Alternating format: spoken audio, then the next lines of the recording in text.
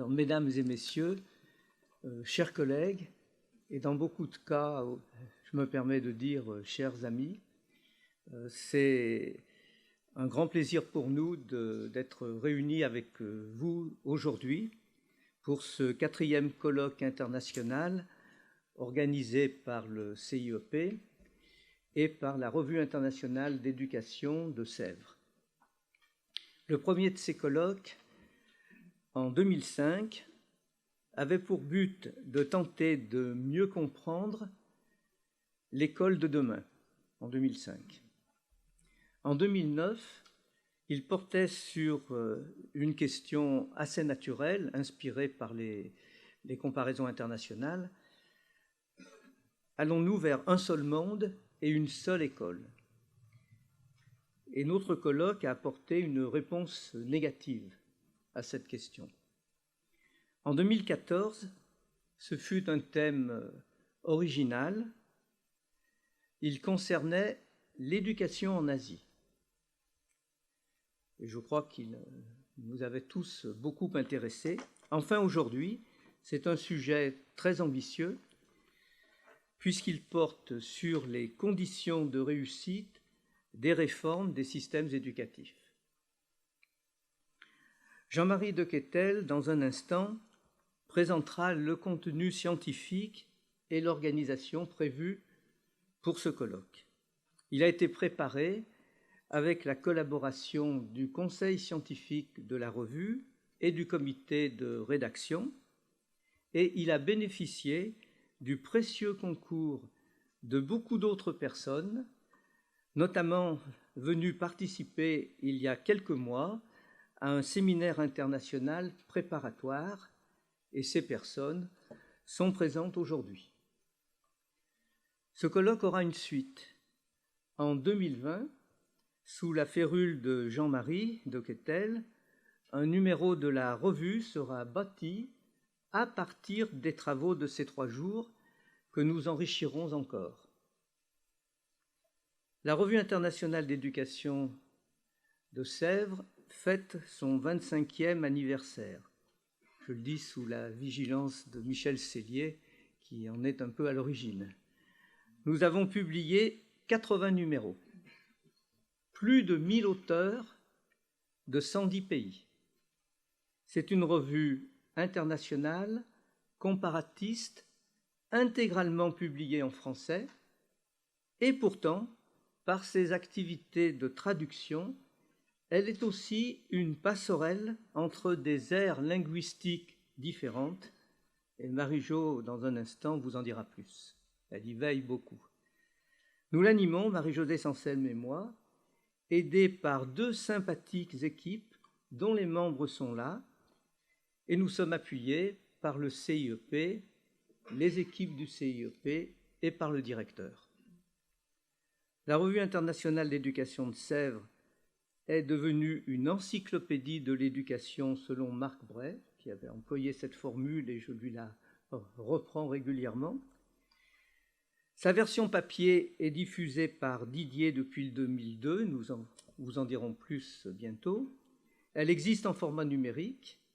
Elle est aussi en libre accès sur openaudition.org et c'est la revue la plus consultée sur les questions d'éducation.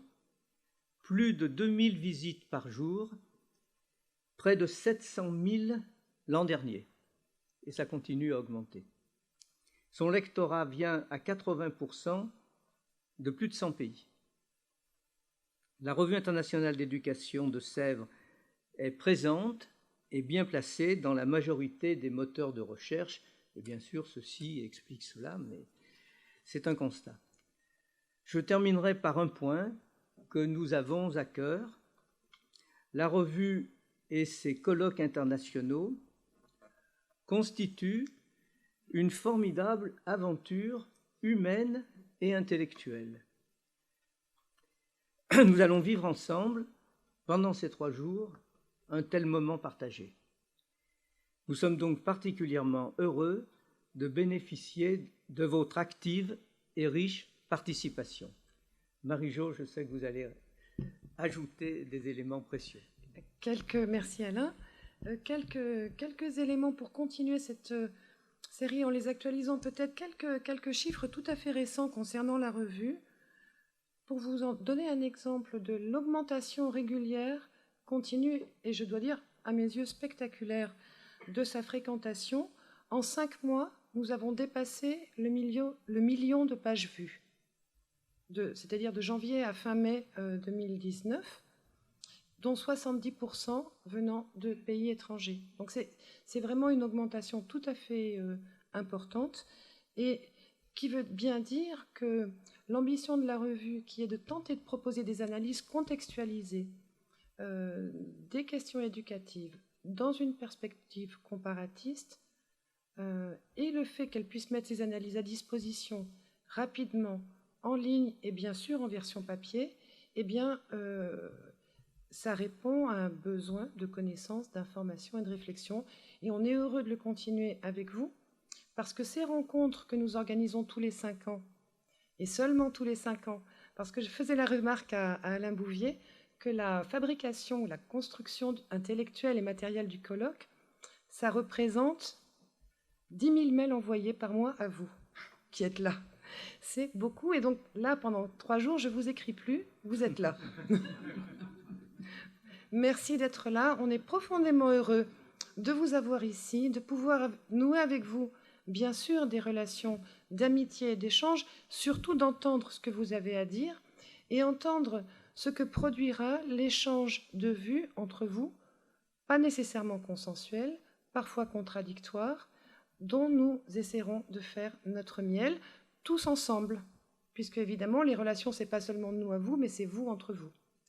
Voilà. Et puis je voudrais saluer l'aide des partenaires qui nous ont permis de réaliser ce colloque. Bien sûr, ce colloque sans les équipes du CIEP, impossible à faire. Mais nous avons reçu le soutien au premier rang, et depuis longtemps, et depuis le premier colloque du ministère de l'Éducation nationale et de la jeunesse, à travers sa délégation aux relations européennes, internationales et à la coopération. Il y a également le soutien tout à fait appuyé cette année de l'Organisation internationale de la francophonie, l'OIF, à travers sa direction de l'éducation et de la jeunesse, là aussi.